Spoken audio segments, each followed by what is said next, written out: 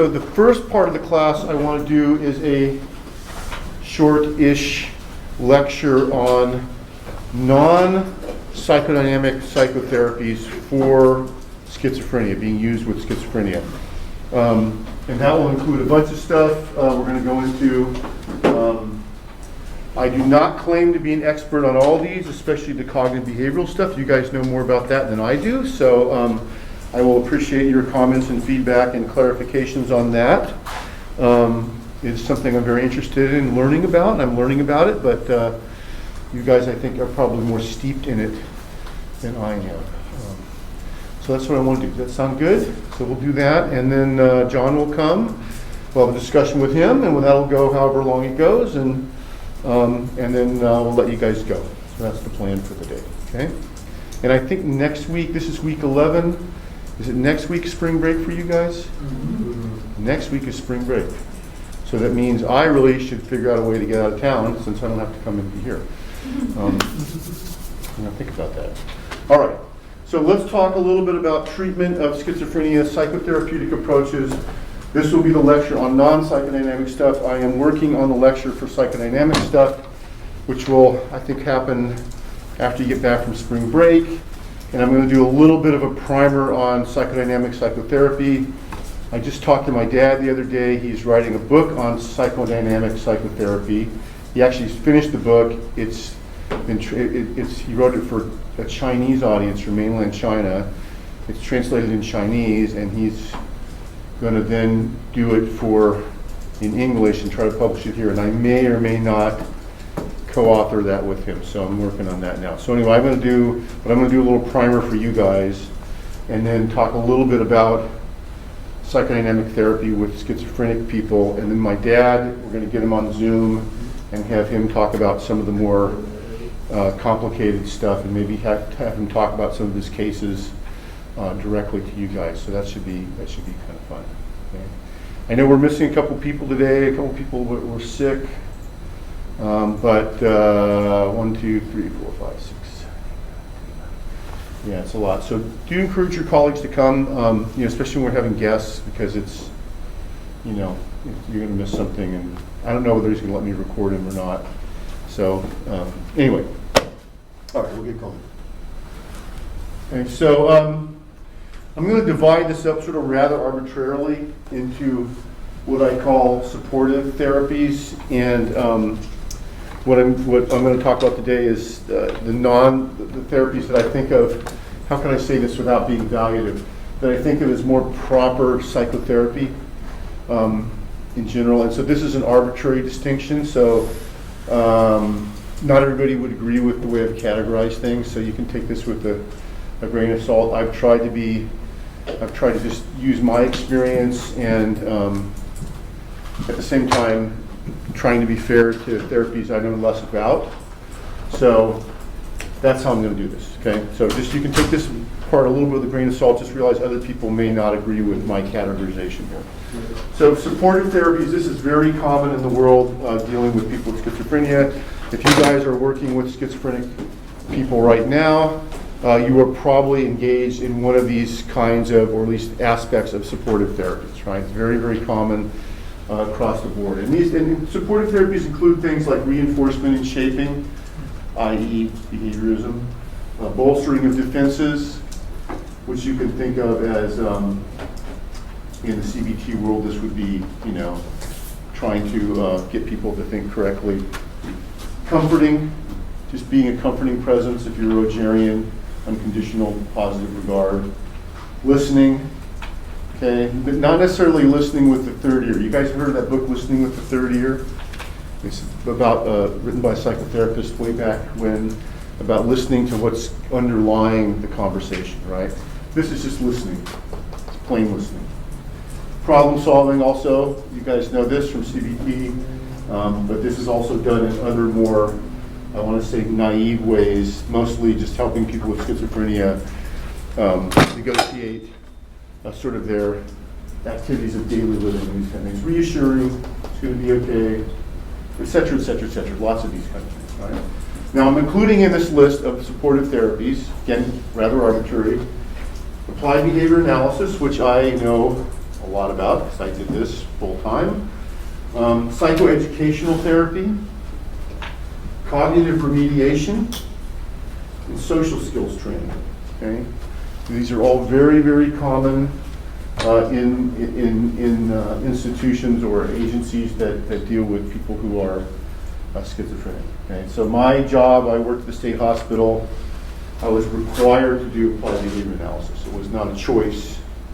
Every report had to be written. You know, even if I was looking at the person completely psychoanalytically, when I wrote a report about them, it had to be all applied behavior analysis. I had to do functional analysis of behavior and these kinds of things. Okay? Psychoeducational therapy. This is, you know, what you do with the client, educate them about their illness, and also educate the families. Cognitive remediation. This is just, you know, improving cognitive skills. Social skills training. You know, I'll talk a bit about these. Okay? Now, these usually help those suffering from schizophrenia to cope with the condition. They don't really actually treat schizophrenia. These things are not going to get rid of the underlying process. Okay? They also help with patient management. Okay? Behaviorism. Okay. So let me talk about these briefly. Now, but I'm going to give the punchline away first. Okay? Unfortunately, there's not strong research to support the effectiveness of any of these modalities versus standard of care, which is basically just giving somebody drugs. Okay? There's not a lot of research that supports these being really effective. And it's not that there's research showing it to be ineffective. There's just not a lot of research showing it to be these things to be effective. Okay? So this is an area where more research could be done, and that is, you can also find individual studies that show it's effective or not effective, lots of individual studies, but when you look at the meta-analyses, you know, when you look at large groups of studies and look at the effectiveness, you're not seeing much. Okay? And there's a couple of these that are out there. Right?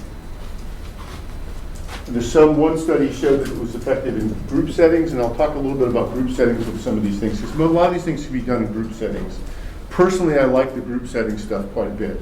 As a practitioner, I think some of the stuff works better in groups if the people that you were working with can tolerate being in a group. So here's a study by Buckley and Pettit. Originally in 2007, they did the first one in 2007. They redid it in 2015, added a couple extra people, and they basically found the same thing about supportive therapies for schizophrenia. And you can see the main results here. I won't go into a lot of details about this, but no significant differences in primary outcomes of relapse, hospitalization, general functioning between supportive therapy and standard care. That's the bottom line. They looked at a bunch of stuff here, right? They compared it to cognitive behavioral therapy. Again, found no significant differences in primary outcomes. Okay? Now, a lot of CBT people will completely disagree with this, and I'm going to share some of that with you later, because, you know, CBT is like, what is it, type 2 error? I can't remember, type 1, type 2 error. You know, if you didn't find a result in one study, just do a million more studies, and eventually you'll find a positive result that you want. And that's one of the criticisms of CBT. There's so many studies out there that eventually you're going to find, you can find something to support whatever you're doing. Okay? We'll talk a little bit about that later. But again, very limited data, right? Author's conclusion, insufficient data to identify a difference in outcome between supportive therapies and standard care. Okay? I mean, this is a little depressing because these are the things that are the most common things that are done with people with schizophrenia. So I find this to be a little bit depressing. Again, this is not to say anecdotally, you know, the agency that you're at, or, you know, Ventura County Behavioral Health, where John is at, who's going to come and talk to us, aren't doing something that they find at a local level to work for them. Okay? But as far as, you know, when you group things together and you look at things in the aggregate, it doesn't seem like the results are that powerful. Nevertheless, you need to know about these things because these are very common. So we'll talk about them a bit. Psychoeducational therapy.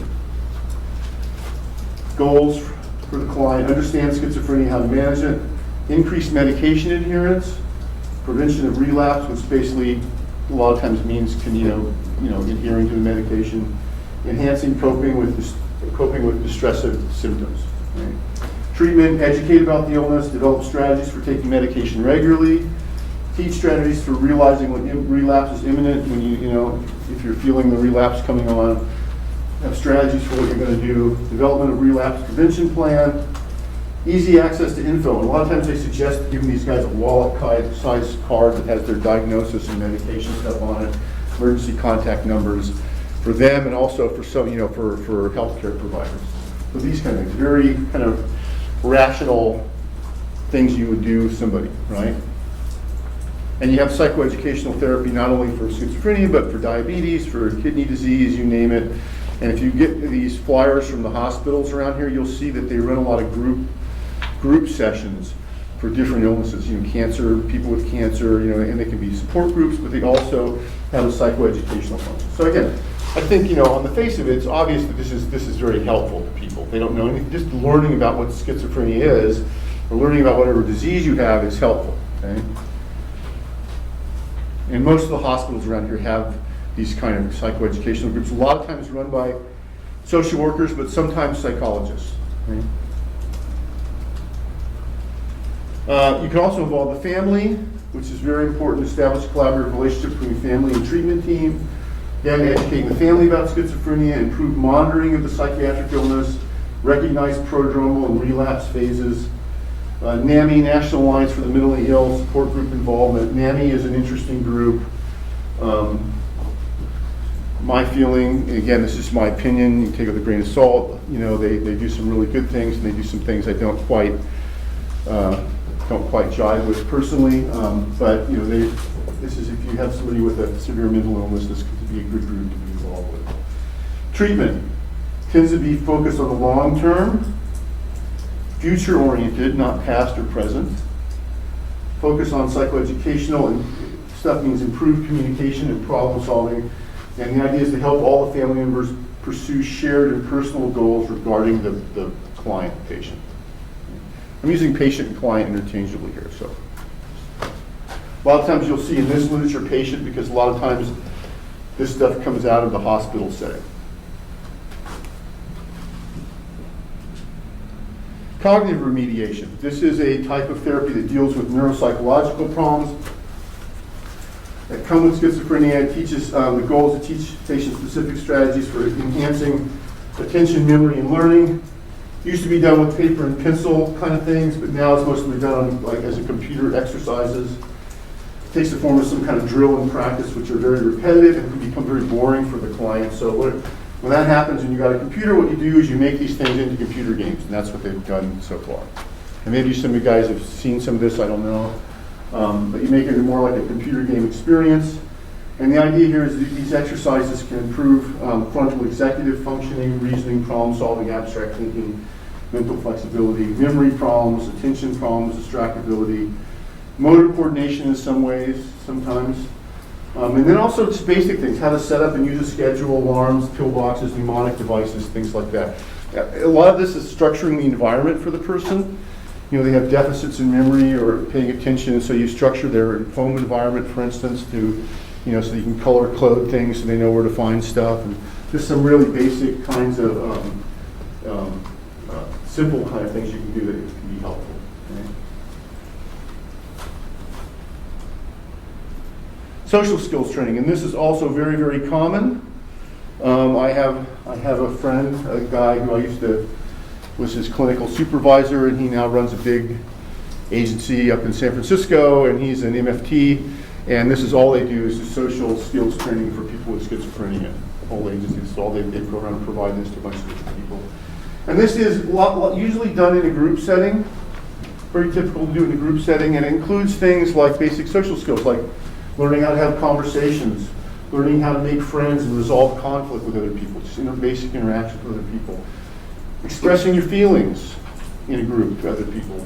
Being assertive, not letting people just tell you what to do and being passive, right? And again, for people with schizophrenia who have a lot of abolition, this can be an important thing, right? Also, people with schizophrenia, I'll talk about later, who have they're stigmatized, and people typically don't listen to them because of the stigma. Assertiveness training can be good. Holding a job, and this is the area where the research has really shown that having a job super helpful for people with schizophrenia. I know I've reiterated that a bunch of times, but this social skills training can help you with getting a job and holding a job, right? So these basic skills of interacting with people can be good for job maintenance. So this is a very important part. Okay? Again, dealing with problems at work, this kind of thing. Developing leisure activities, you know, what can you do for fun, right?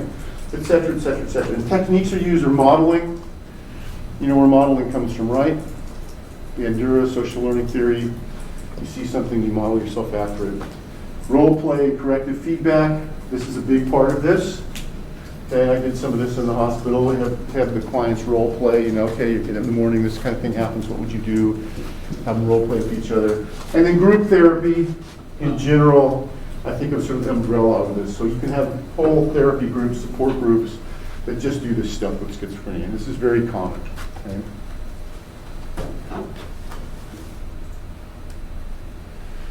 Let's talk about behaviorism, the 800-pound gorilla in the room. And I know a lot about this because this is something I did for part-time for at least 2 or 3 years and full-time for almost 5 years.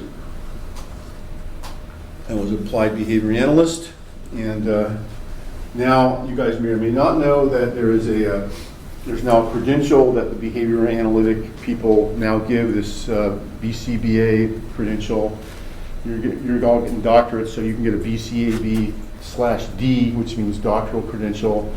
I've had a couple students go through Cal Lutheran in the master's program and then go on and get their BCBA designation and work as behaviorists now. 2 or 3 of them now from here. They went to Channel Islands and then came here. There's a lot to say about behaviorism. I could spend 3 or 4 hours or 3 or 4 days talking about behaviorism, which is interesting. It is an interesting credential. They're going to make that credential into a license. It's going to become a state license at some point. That's what I've heard. And so I don't know as a psychologist, as a licensed psychologist, what to think about that. That's a good or bad thing. You know, on the bad part of it, you know, we have all these new therapy credentials. You know, you guys know about the LPCC, Licensed Professional Clinical Counselor, or something like that. That license directly, in my opinion, cuts into your scope of practice because they do most everything a psychologist can do, which sucks, you know, if you're in practice and you have to distinguish yourself now between LPCC, MSW, MFT, and also now eventually BCBA.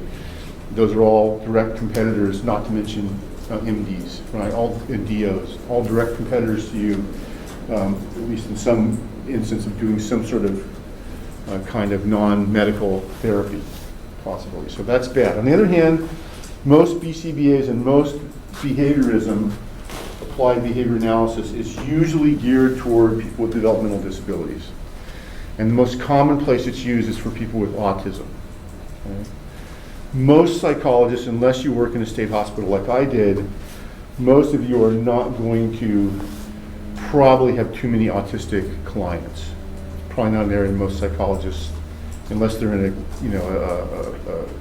a setting, inpatient setting, are going to be dealing with autistic people. You might, but if you do, you're probably going to be doing some sort of applied behavior analysis. Okay?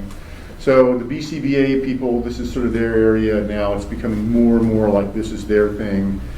Psychologists don't do too much of that. And I may be wrong. Tell me if I'm wrong. If you guys are all working with autistic people and doing behaviorism, but you're not interested, you're never going to become a BCBA or something, tell me I'm wrong. But that's my perception of the field. When I was working at the state hospital, the BCBA people came to us and said, you guys are all doing the work, you're all applied behavior analysts, we want to give you the BCBA credential. And we all looked at them and went like this, we're too good for that, we're psychologists, damn it. And we turned them down. And now, in retrospect, I think that was probably a stupid thing to do because, you know, credentials are useful. Actually, it would have been useful for me because I could have taught people at Channel Islands. We could have set up a BCBA program out there to train people to do this. Because we get a lot of our students go into doing this kind of work when they graduate. It's very common. So the behavior analysis people would like to expand their their scope of type of clients they get. They want to become business consultants and do all these kind of things. And they have, if you go and you can see their literature on this stuff. They have not been successful at that, in my opinion. They have been successful is, and this goes way, way back, to the 50s and the Skinnerian era. They have been successful at influencing agencies that house not only autistic people, developmentally disabled people, but also people with schizophrenia, in getting those institutions to require behavioral treatment for schizophrenia. Okay? And you'll see this a lot. So in all the institutions I worked in, there were always there were applied behavior analytic stuff going on. When I worked in the locked-in facility as a psych tech, we had token economies. We did reinforcement shaping of behaviors. The reinforcement shaping behaviors was very, very loosely done. The token economy was done, and the token economies are very good for patient management. And you'll see token economies in lots of inpatient settings. You see this if you go to Casa Pacifica. Anybody here work at Casa Pacifica over there out by the university? They have a lot of severely troubled adolescents, in residence there. Functions with a token economy. You guys know what a token economy is, right? That you earn points in the economy that allows you to get things, and you do that by having your good behavior gets reinforced, right? Your bad behavior gets ignored and hopefully faded away, okay? So very, very common. So reinforcement and shaping, I assume as doctoral students in psychology, you know what these are. You know about reinforcement schedules and shaping. You have the basic ideas about these things. I don't need to go into details about intervals and things like that. You understand that. You understand the difference between Skinnerian behaviorism, which applied behavior analysis is built on, and early or more associationist behaviorism like John Watson, that kind of stuff. And then earlier than that, Pavlov. Right, I'm assuming in your education you've run across these things, so I'm not need to go over this stuff again in rampant detail because I don't really want to. Okay. Basically, the simple way to say this is that you reinforce, you reward behaviors that are positive, and you basically ignore behaviors that you don't like. Okay, or you try to subtly shape them. You shape successive approximations of the behavior that you want, right? This is what we did in the hospital all the time. I'll talk about this in a minute, tell you a little bit of my experience with that. Basically, make sense? You guys all have some little experience with this, right? Because you work out in agencies in the community, and this is what kind of worked its way into the DNA of a lot of places that you end up working. Problem solving, well, this is the problem. Problem solving is exactly the way that you solve the problem is by shaping the behavior. There is no mentalization in pure behaviorism.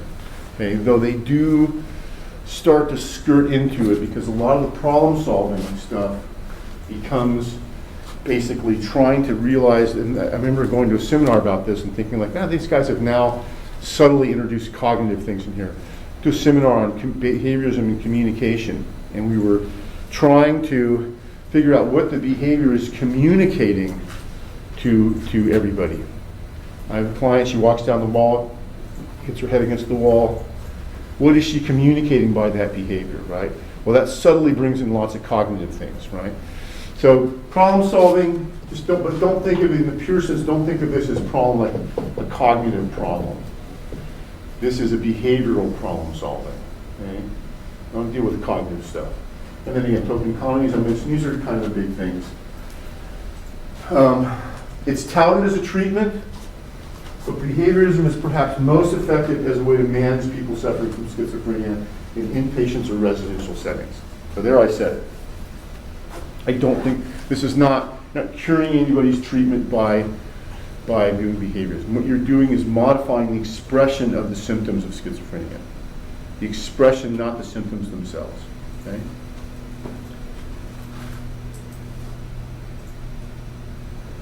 Behaviorism is, in my opinion, I can say this because I was one, theoretically light. Not rocket science here. No robust etiology of schizophrenia, no interest in how schizophrenia develops or what maintains it, what triggers it, no interest in that at all. For somebody like Skinner, that's outside the realm of behavioral psychology. Right? Research has found that behavioral treatments of schizophrenia, and not just schizophrenia, but other things as well, do not generalize well out to life outside the clinic or the hospital or the residential setting into the overall community. They don't generalize. In other words, you're going to Cal Pacifica, you're in the token economy, you're learning credits to get privileges and things. You get out, you go to school, you're out in the real world. That stuff doesn't transfer over. Whatever you learn doing that doesn't seem, the research doesn't seem to show that it transfers over well. Behavioral change induced by shaping does not appear to become reliably stable, even if you've been treated for many years. Okay. So again, this makes you think this stuff is good for patient management, not curing the problem. Okay. Many, if not most, behavioral studies are based on small samples and are analyzed using very simplistic statistics. I've talked to my friend who's a BCBA, doctoral level BCBA, and he and I agree on this, and we've talked about actually putting together a presentation and going to the ABA convention and talking to them about doing more population-based statistics. Right? They use very small samples.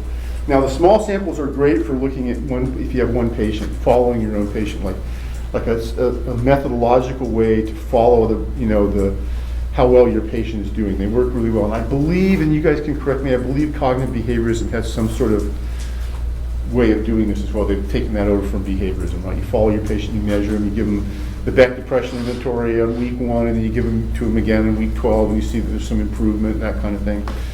That comes from this behavioral idea of functional analysis of behavior, right? So you follow them.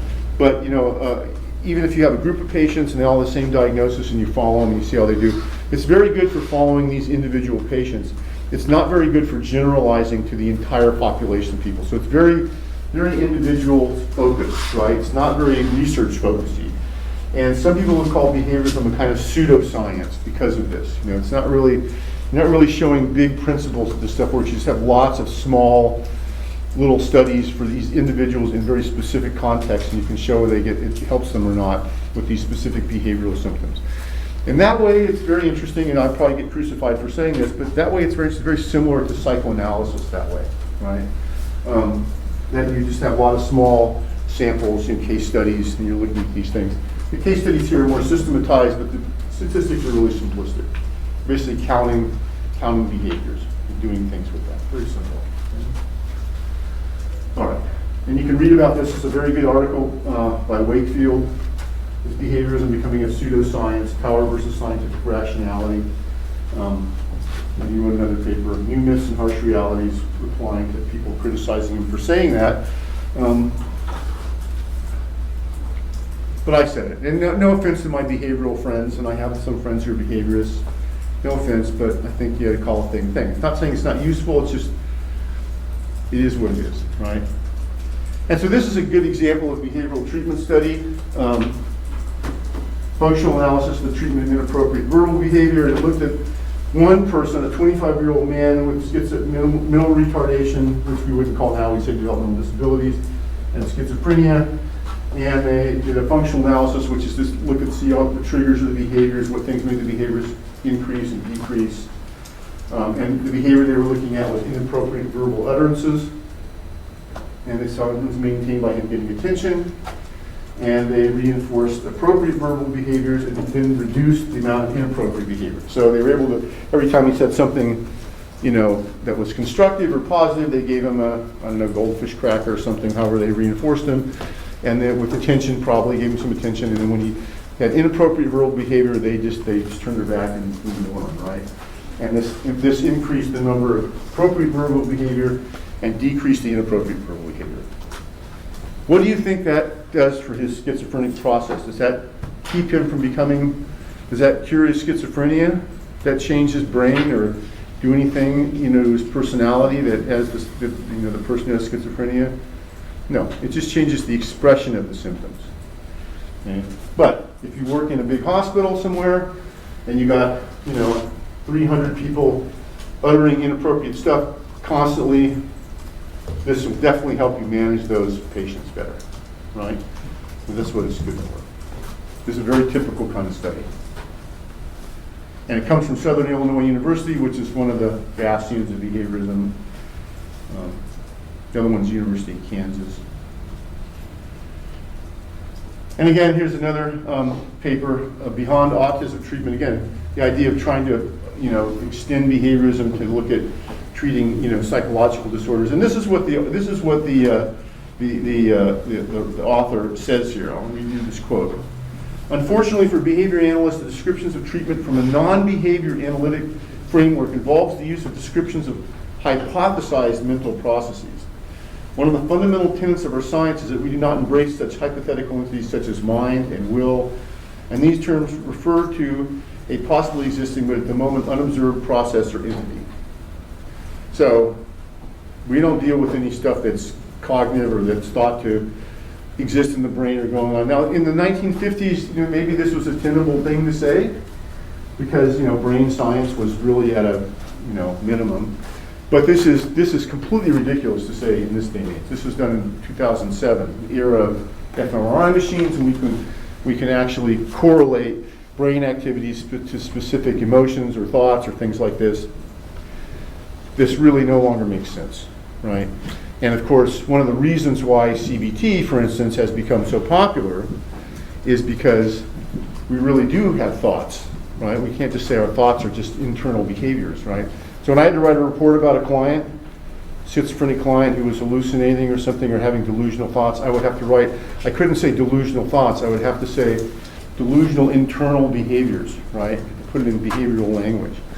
And this is really untenable in this day and age, I think, And of course, again, one of the reasons why CBT and other modalities that are recognizing the fact that we have thoughts, cognition, have been on the ascendance. And behaviorism is, not used as much with people with schizophrenia anymore. Now, I'll reiterate this. My experience has been that behaviorism reduced the expression of schizophrenia, but not the schizophrenia itself. Helpful for patient management. In my hospital experience, applied behavior analysis was helpful for understanding behavioral triggers in non-psychotic patients. Okay? The non-psychotic people, especially developmentally disabled people, was great for you figure out what triggered them. You do functional analysis, you observe them, see what was triggering them. That was very useful. When the triggers were an internal psychotic process, I found ABA to be very ineffective. Okay? It wasn't effective until we got the patients on proper medication. Once they were properly medicated, then you could start to shape the behaviors and get them to behave more appropriately. Okay. In my experience, medication was always necessary for ABA to have effect on psychotic individuals. That's my experience. I will say psychodynamic therapy, where I try to, or I'll call it some kind of Rogerian therapy, where I try to develop a relationship with the patient, even when they're unmedicated, I would say was partially effective, or partially ineffective. Glass half full or half empty. And I'll talk a little bit more about that later. But I do find that functional analysis is a useful clinical tool. It's not a very good research tool. Terrible research tool. Good clinical tool to follow the progress of your client. And in behaviorism, you're just counting behaviors. In CBT, you're probably getting to do the Beck inventory or some other, instrument, right? Follow and see if things are, the behaviors, the thoughts are getting better. Right? I find the functional analysis, this idea of doing this is very useful.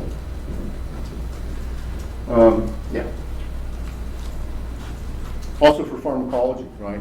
Functional analysis is really good to chart the behavior before and after medication. Very useful. Okay. Any questions about behaviorism? No aspiring behaviorists in this room? No? You may find yourself forced to do behaviorism at some point. I don't know if the prisons are doing behaviorism or not, but maybe CBT is taken over by now. You don't have to do behaviorism in the prison. All right, so let's talk about cognitive behavioral therapy, CBT. And again, you guys know more about this than I do. You're more expert on this than me. I'm learning about it. It's quite fascinating. And you know, I found this interesting quote that the idea that CBT really actually originated with the philosopher Epictetus, who lived from AD 50 to 135, who said, quote, "Men are not moved by things, but by the view they take of them." Right? So this is, you know, kind of proto-CBT sort of thought. You guys know this based on the work of Albert Bandura, Albert Ellis, Aaron Beck, and others.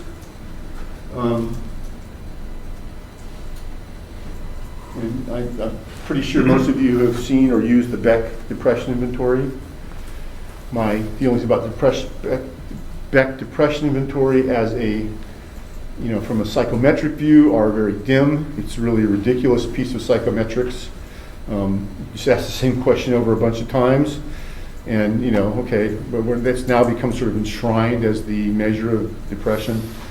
I used it in my first dissertation, so I can't say too much bad about it. I had to call Dr. Beck's office with the weirdest phone answering message I ever heard in my life. "Hello, this is Dr. Beck." You know, it's very weird.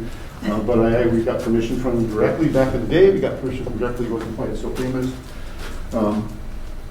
CBT, a structured form of therapy, usually includes the following: emphasis on the here and now as opposed to the past, work in the conscious rational space toward a common goal, resistance, competition, transference between client and therapist is reduced, or not addressed, but I've been told by my CBT friends that they're now CBT terminology for things that are like these, like transference and, you know, unconscious processes, but there's some CBT terminology for that. You'll have to tell me what that is. I don't know what that is, but I've heard that. Addresses objective therapeutic goals, objective evaluation of whether the goals are reached, tends to be short-term, focused on symptom reduction rather than personality change. I'm also told that some CBT people believe that they're changing personalities, so that may not be true. Okay? Is that pretty correct with what you guys know? Is that pretty much in the ballpark?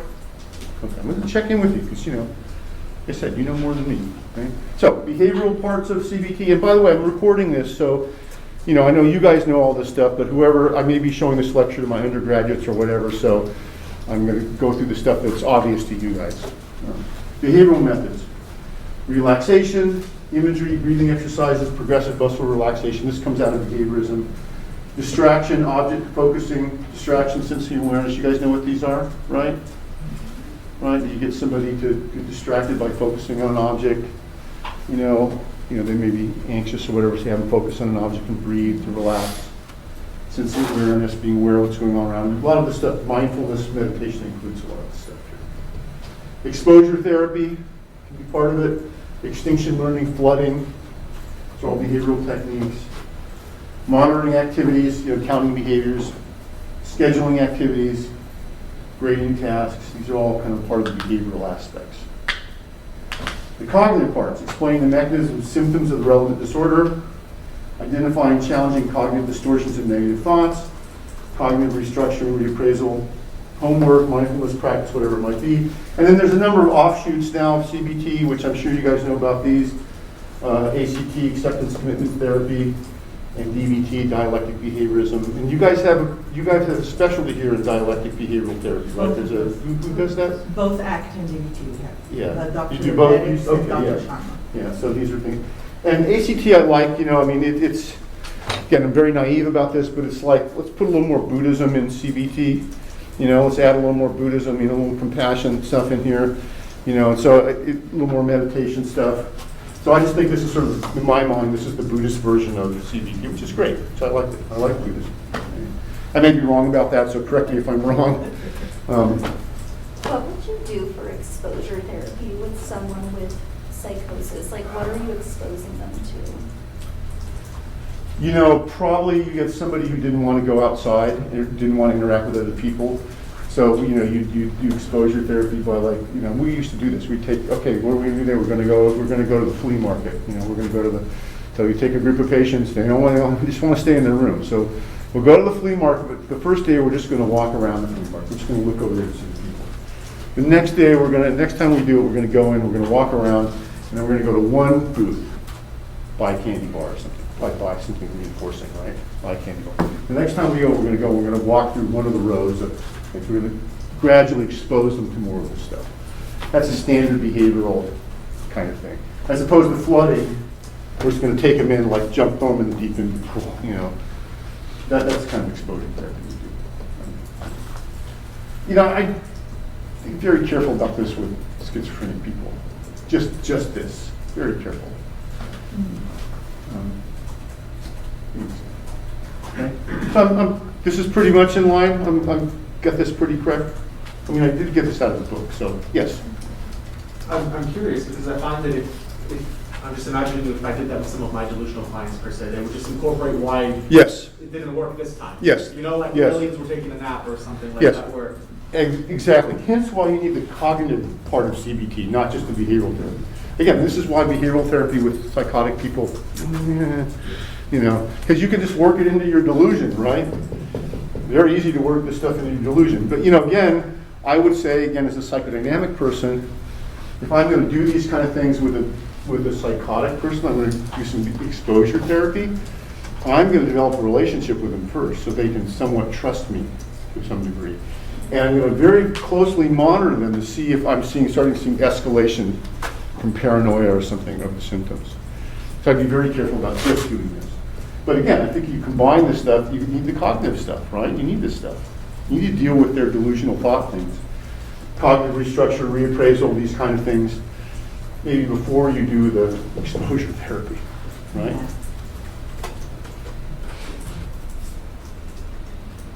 Okay, and you guys all know this. Thoughts create feelings, feelings create behaviors, behaviors reinforce thoughts, blah, blah, blah, around and around.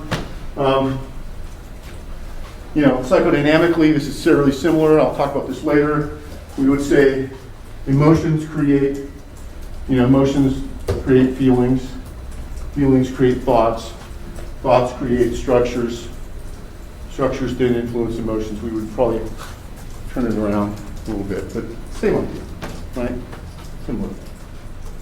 There's a relationship between thoughts, emotions, and behaviors. Okay? Reciprocal relationships. So, cognitive behavioral therapy, here are my pros and cons. Again, correct me. Add, subtract these. Pros, it's cost effective. This is why everybody's doing it now. It's also very effective at helping academic psychologists, clinical psychologists get tenure and promotion. Because you can do the study in 6 months rather than 6 years. All right? So it's very effective in a lot of ways.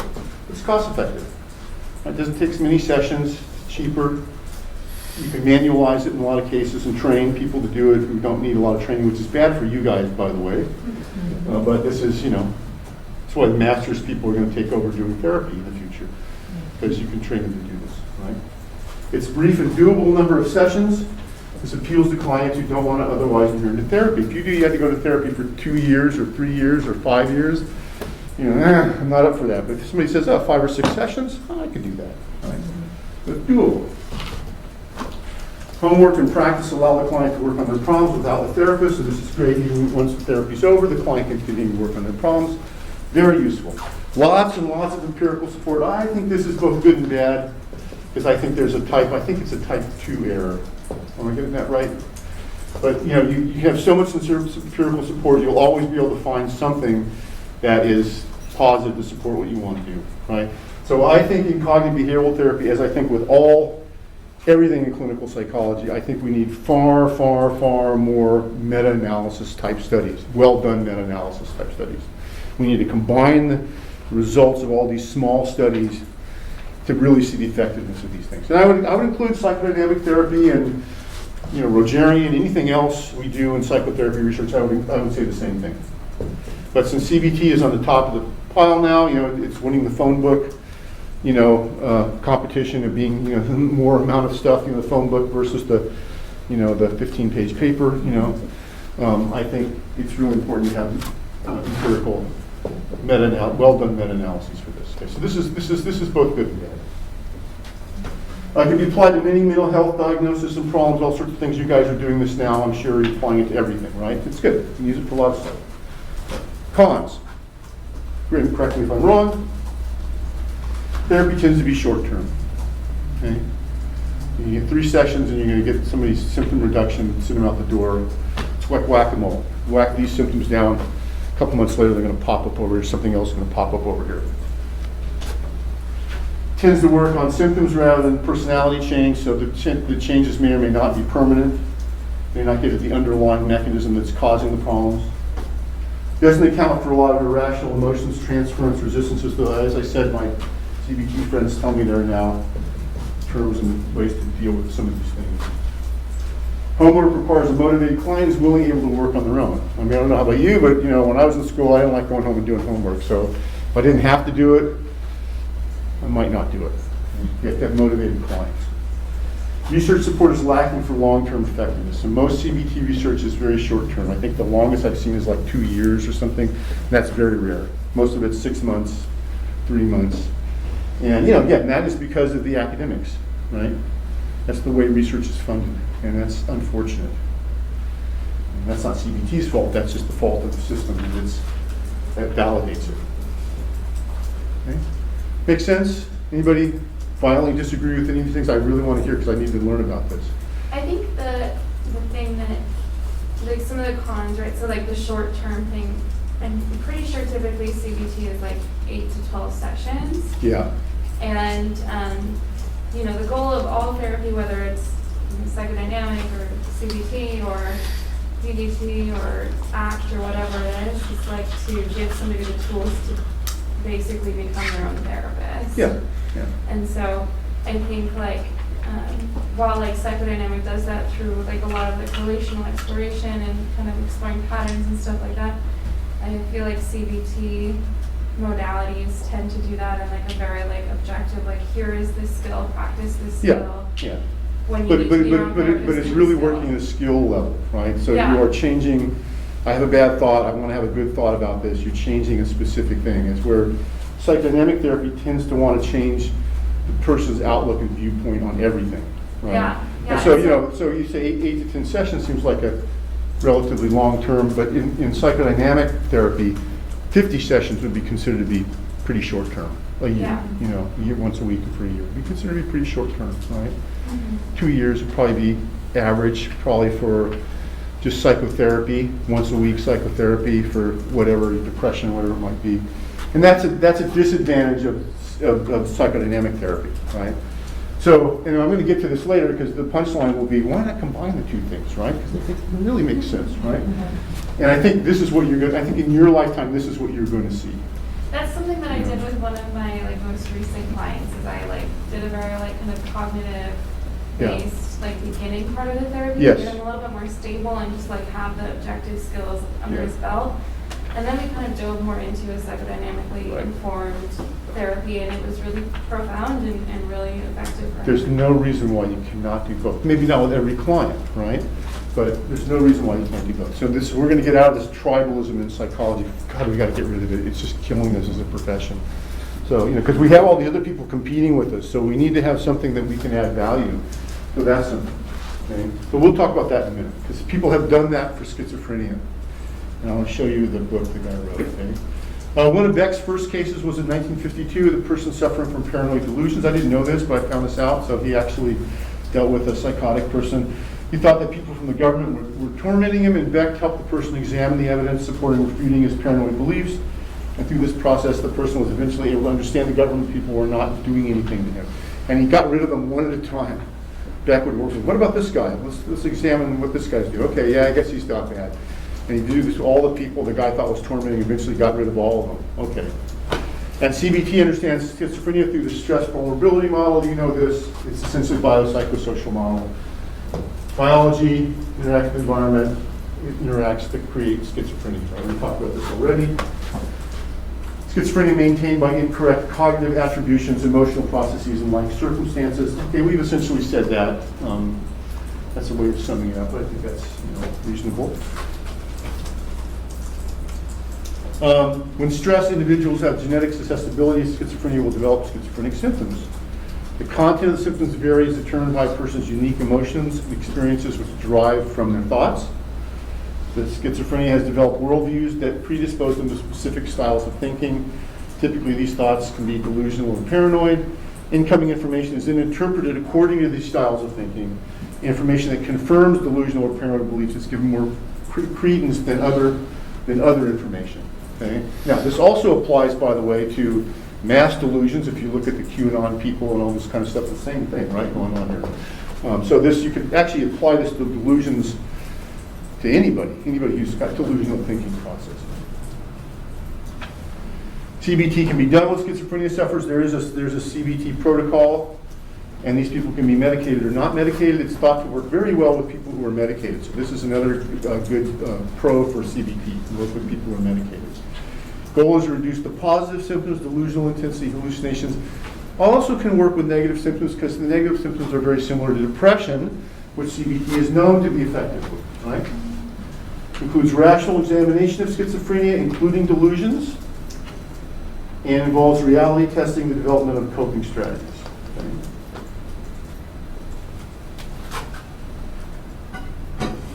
Specific techniques: connecting, engaging with individuals suffering from schizophrenia. This can include things like working with them on stigma awareness, alienation, the belief they can't be understood by normal people, that they'll never have friends, relationships, families, or other goals. Right? Many people with schizophrenia feel that the brain disease model that they are put under is very degrading and this demoralizes them. So again, by talking with the person as a therapist, these things, you can connect with them better. Used to being put off and not heard, lack of interest in their history or felt experience of schizophrenia. So again, as a therapist, you can connect by working with these things. And then also cultural values may impact their experience of schizophrenia. Other techniques: normalizing, again, focus on reducing the stigma. Goal to avoid catastrophizing, pointing out that everyone faces significant problems, illness in their lives, experiences are more common, and realize the illness is not anyone's fault. Lots of people with schizophrenia overcome and deal with their symptoms. Many famous people have had serious mental illnesses and were able to recover. And then when I got this off, I was looking through the internet about this, and unfortunately they had pictures, like they had group pictures of people who had serious mental illnesses, and saying, oh, they can recover, right? And they included Kurt Cobain and Jimi Hendrix and all these guys who had killed themselves. And I thought, this is not a great. Wouldn't show them that picture. But yes, in general, you can talk to lots of famous people have had schizophrenia and are able to live good lives, right? Voices may be related to grief, trauma, insomnia, parapsychological or religious beliefs, brain biology, stress in general. These are all things that can be discussed. You're normalizing. You're saying, hey, yeah, you have these weird things, these symptoms, but it doesn't mean that you're completely abnormal, right?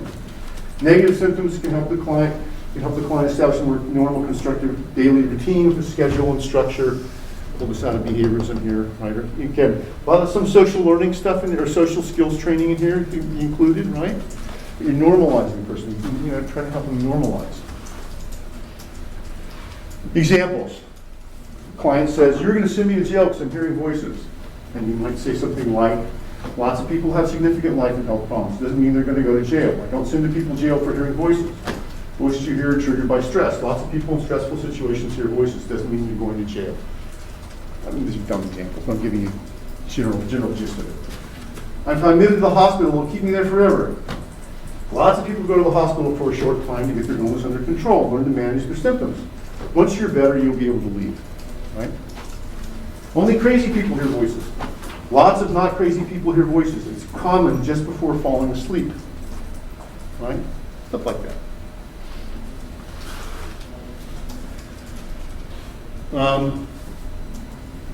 You can also use formulation. Again, understanding psychotic experiences, helping the person make sense of what's going on, understanding the pattern they might be in.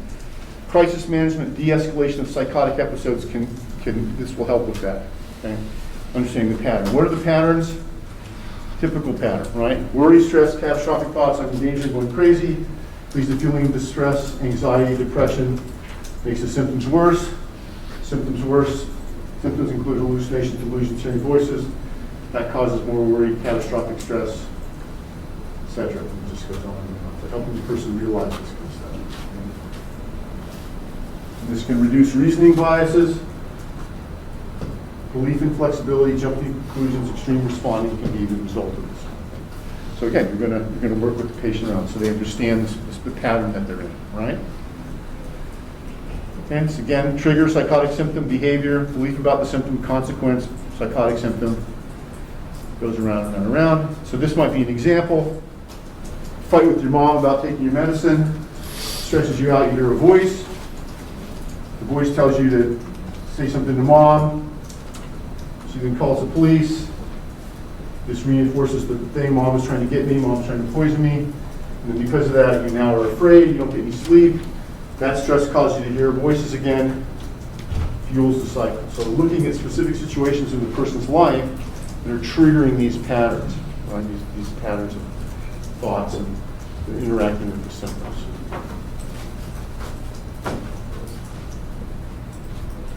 Okay.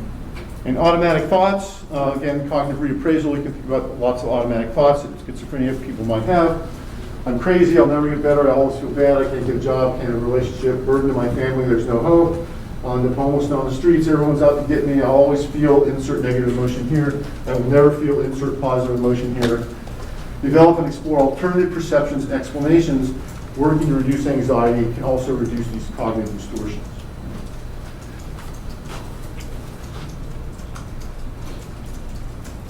Okay, and if automatic negative thoughts are delusional, paranoid, you can use a Socratic type questioning again with schizophrenic people. You're going to be very careful about this. And you have to be very careful because you don't want to feed into the delusions. But it's the same idea in CBT working with regular people, but you don't do this with schizophrenic people and be more careful. Example, what would happen if you woke up and the person said, I'm afraid I'm going to wake up in the hospital. What would happen if you woke up in the hospital? How would that feel? What would you be thinking? What would you do? What would you need? What's the reality of this, right? Or to help the client realize non-delusional reasons why people end up in the hospital. Example, if people cough, they're trying to put an evil spell on me, delusion, right? How would that feel? What would you be thinking? What would you do? What would you need? What are actual reasons that people are coughing, right? But again, with delusional people, you have to be very careful about how you do these things. It wouldn't be like working with like a depressed client or somebody else. You have to be very careful not to feed into delusions. Okay? Delusions can bolster the person's self-esteem. So we're going to talk about this when we get to the psychodynamic stuff. My dad's stuff, he talks about this donut personality with the schizophrenic people. After they have a break, they can go into this space where they feel these feelings of grandeur and they think they're Jesus or king of the world or whatever. That is kind of, in a way, it's defensive because they feel less than. They feel like they're falling apart. Their personality's falling apart. They have low self-esteem. This is a way they can bolster that. Right? So we'll talk more about the psychodynamic version of that. Maybe we can have my dad talk about that a little bit. But this also, CBT people also recognize this. So you have to be careful because the delusions, there's a secondary gain for the delusions, right? The delusions can also serve a defensive purpose and be compensatory. Protect against the actual situation of the person's life, which is maybe not so great because, they're thinking, well, I'm just a mental patient, I'm nothing, I'm crap, right? So this idea that they can have a delusion of being God or Jesus or king of the world, can sort of compensate for that. And again, you can use normalizing to help with this too. And remember I put this slide up before, this is Todd Grande, how to talk to someone with delusions. This is not necessarily for schizophrenic people, but it's the same idea, if you're doing this cognitive reappraisal with schizophrenic people, you can modify this and do some of this kind of thing. Again, you don't want to either challenge the delusions directly and turn the person off and have them, reject you, or you don't want to feed and support the delusions. So you got to walk a fine line here. Okay? Now, working with delusions with schizophrenic people with schizophrenia are used to having their words and thoughts discounted or ridiculed. They can become defensive and feel condescension and patronized because of this. Do not directly negate or ridicule their beliefs, but also do not support, do not support, pollute, or reinforce these ideas. There's a Freudian slip for you. Not really. Okay? Also, do not support. Okay? Do not support. Do not support, collude, or reinforce these ideas. Phrase questions sorry, this is just a typo. Phrase questions that does not suggest collusion. For example, it's not helpful to say, "What is making the CIA follow you?" It's better to say, "What do you think would make the CIA follow you?" Subtle use of language here. Okay? First phrasing implies the CIA is actually following the patient. Second suggests that this thought is the thought the patient has. Including response may be also, it is possible the CIA is doing that. A more neutral response is pointing out the patient first thought they were being followed 2 years ago. So you'd say something like, that's interesting, because 2 years ago you said the CIA was following you. And use that to initiate the discussion. Help the client to record incidences, who is speaking, when did this occur, what did they say. Again, you're putting a little bit of reality into this, right? Framing it with some reality testing. Do not seize upon doubt expressed by the client immediately. For example, the patient says it could be my imagination. The therapist should not say that is very likely. The client here may be testing the objectivity of the therapist. Again, are you ridiculing them? Are you being objective? A more neutral statement is something like, that is one possibility, but you said you had many experience that you thought proved your ideas. Let's talk about some of those, right? A little bit more neutral. Effects of CBT tailored treat insomnia was examined among patients suffering from schizophrenia and insomnia. They looked at 3 types of insomnia in patients suffering from schizophrenia: classic insomnia with normal sleep duration, insomnia with too much sleep. And they showed patients with classic severe insomnia showed marked improvement in total sleep time, while patients suffering from schizophrenia and insomnia and hypersomnia showed reduction in total sleep time. Bottom line is, this indicates that CBT works better for schizophrenic patients who are able to get some sleep. And sleep seems to be an important mediator here. Some other research on CBT and schizophrenia. It's increasing, especially in conjunction with use of medication. I mentioned this. They've been able to demonstrate a reduction in positive residual symptoms, as well as strengthening reality testing. Work with negative symptoms is seen as amenable, but the research here is less convincing, which is surprising considering that CBT works well with depression. One study demonstrated a reduction in feelings of hopelessness and low self-esteem using CBT in a group setting. Another study of a single patient combined with medication awareness found to reduce the severity of psychotic and pathological gambling symptoms and improve psychosocial functioning. A study of 16 patients suffering from schizophrenia spectrum disorders found a reduction in delusional symptoms. These are just some example studies. There's many, many, many more out there. Okay? Now, the meta-analysis of CBT, effective CBT for people studying from schizophrenia, is not so rosy. When they pool the data from randomized trials and they control for randomizations and asking of outcome, etc., these results demonstrate that the therapeutic effect of CBT is pretty small for schizophrenia. Okay? And a commenter on the study noted the data did not show much relationship between positive therapeutic outcomes and the number of sessions. It's possible there may be an inverse relationship with better outcomes coming from fewer sessions. Very interesting. Again, my love of meta-analysis. I think we need more of these. Okay? There's now a number of works that give specific protocols of using CBT with psychosis, and you can tailor these to specific symptoms. We're now also seeing CBT approaches to schizophrenia being extended with other techniques, such as attachment styles, which is a psychodynamic sort of thing, mindfulness, metacognitive training, as well as other new psychotherapies, offshoots, acceptance commitment therapy, compassion-focused therapy, et cetera, et cetera, et cetera. Okay? So I think this is an area where more research needs to be done. I think we need more meta-analyses of CBT with psychotic people and see, get a better sense of how well this stuff works. Okay?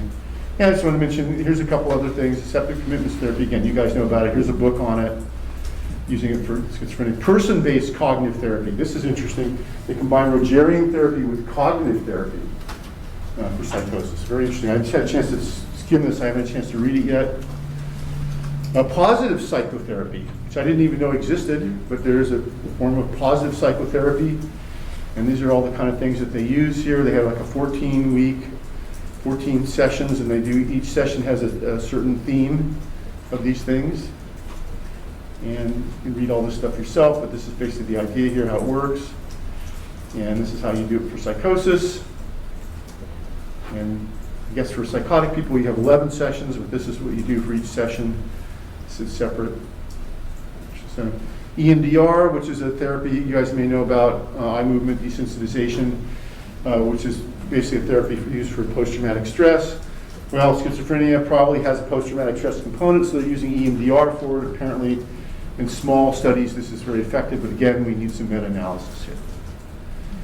And I like this one. This is my favorite one. I'm going to spend the summer, I'm going to really dig into this book. It looks really good.